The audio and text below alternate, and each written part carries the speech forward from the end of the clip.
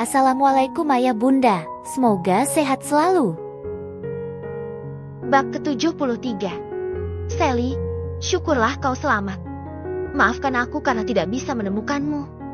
Donnie yang baru datang memburu tubuh Sally yang masih terbaring lemah di ranjang rumah sakit. Donnie, panggil Sally dengan binar bahagia. Kedua mata perempuan itu berkaca-kaca. Ia tak menyangka kalau masih bisa bertemu dengan pria yang telah banyak menolongnya itu. Kurang ajar Aditya. Bajingan itu telah membuatmu seperti ini. Donnie menatap sedih sekaligus marah saat melihat keadaan Sally. Luka di tubuh Sally masih terlihat dengan jelas. Donnie seperti ikut merasakan rasa sakit itu.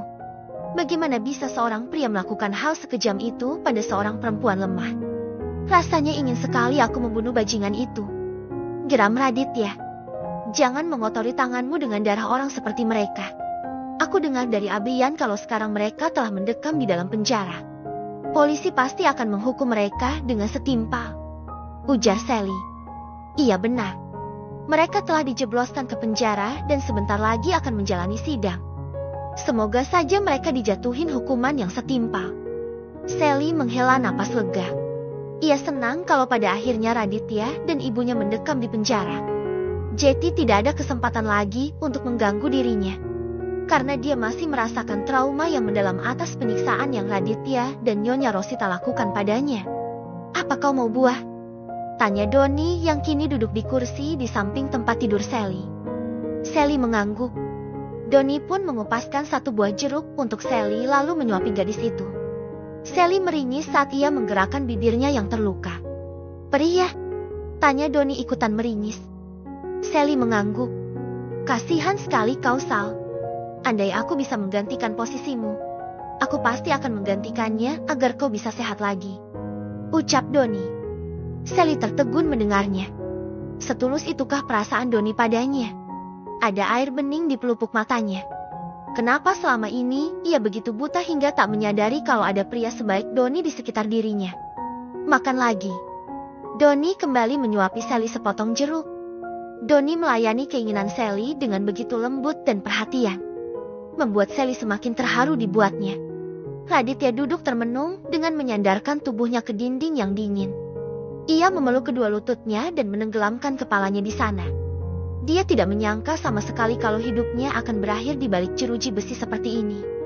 Tidak ada yang tahu apa yang selanjutnya akan ia alami. Yang jelas dia tidak mungkin bisa keluar dari tempat ini. Seandainya dia masih berada di dalam lingkup keluarga Sudibyo, mungkin hal ini tidak akan membawa pengaruh besar padanya, karena dengan kekuatan uang dia mungkin akan bisa secepatnya bebas. Tetapi saat ini, justru keluarga Sudibyolah yang menjebloskan dia ke dalam penjara. Raditya mengacak rambutnya dengan kesal karena orang-orang yang dulu berada di pihaknya kini justru berada berseberangan dengannya dan kini malah memusuhinya. Apa karena gara-gara uang 3 miliar itu? Bukankah uang tersebut tidak ada artinya bagi keluarga Sudibyo? Kenapa mereka begitu pelit hanya karena uang 3 miliar mereka sanggup menjebloskan dia ke dalam penjara? Menyebalkan. Raditya terus mengumpat di dalam hatinya. Dia tidak merasa bersalah sama sekali karena berencana untuk membunuh Sally. Padahal hukuman berat telah menantinya gara-gara masalah itu. Hei anak baru, kenapa kau bisa masuk ke sini? Tanya seorang lelaki yang duduk tak jauh dari Raditya. Raditya mengangkat wajahnya, dia melihat sesosok lelaki bertubuh tinggi besar dengan rambut gondrong menatapnya dengan tajam. Raditya yang sedang banyak pikiran tidak ingin berbicara dengan siapapun saat itu. Jadinya dia memilih diam dan tidak menjawab pertanyaan dari pria tersebut.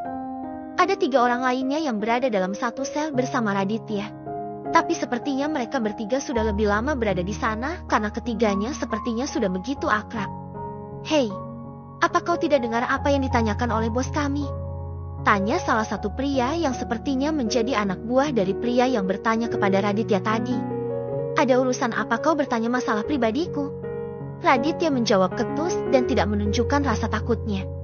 Berani kau melawan kami? Pria-pria itu sepertinya terkejut dan kesal melihat respon Raditya yang dinilai tidak sopan. Kau tidak tahu siapa bos kami? Tetapi Raditya seolah tidak peduli. Dia tetap bersikap acuh dan tidak menggubris kemarahan dari ketiga pria tersebut.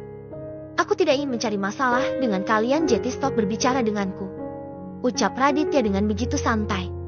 Sang ketua berdecak kesal. Ia menyunggingkan senyum tipisnya dengan matanya tetap tertuju pada Raditya.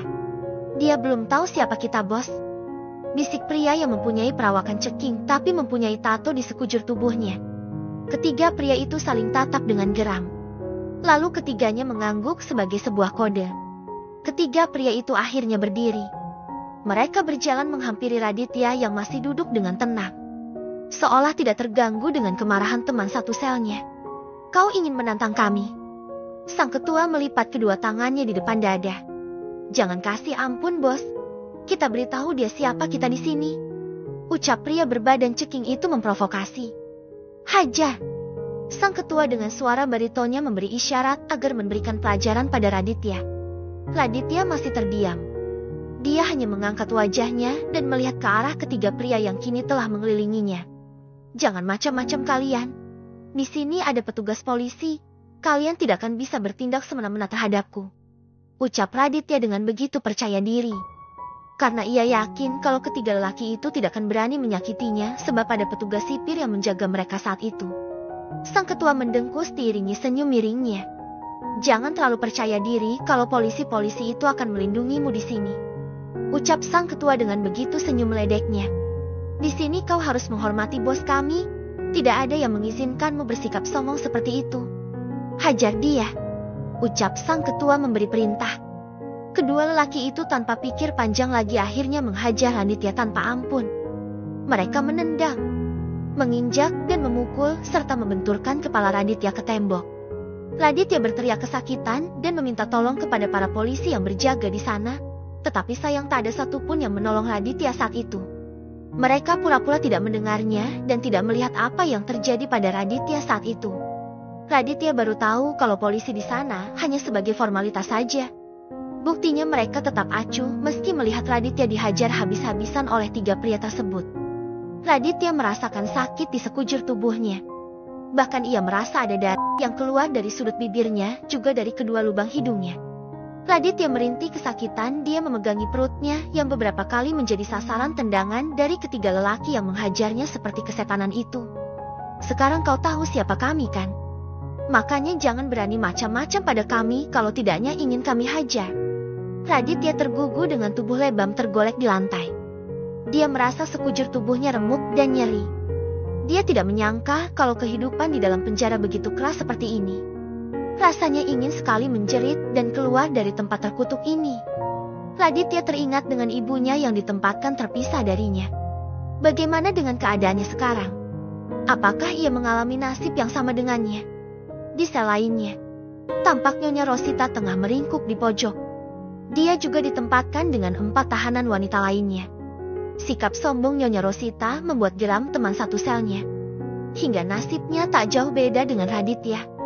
Dia baru saja dihadiahi dengan pukulan dan tendangan yang membuatnya terkapar tak berdaya. Dari hidungnya keluar yang membuat Nyonya Rosita menangis tanpa suara. Baru kali ini ia mengalami kekerasan seperti ini.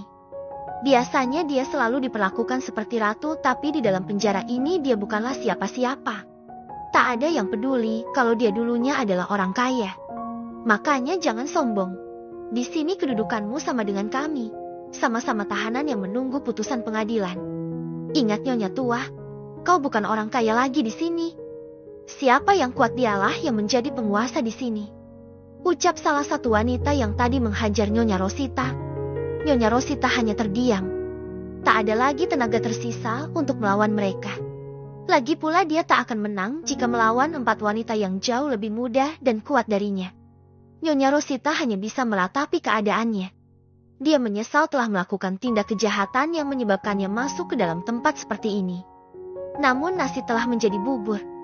Kini semuanya telah terlanjur. Tak ada lagi kesempatan untuk keluar dari penjara yang dingin ini. Satu-satunya harapan adalah Tuan Adnan yang sampai detik ini masih menjadi suaminya. Ia berharap pria itu mau menolongnya dan mengeluarkannya dari tempat A. Tapi bagaimana caranya berbicara dengan pria itu? Nyonya Rosita akhirnya terdiam, dia lebih memilih tidur sambil merasakan sakit di sekujur tubuhnya.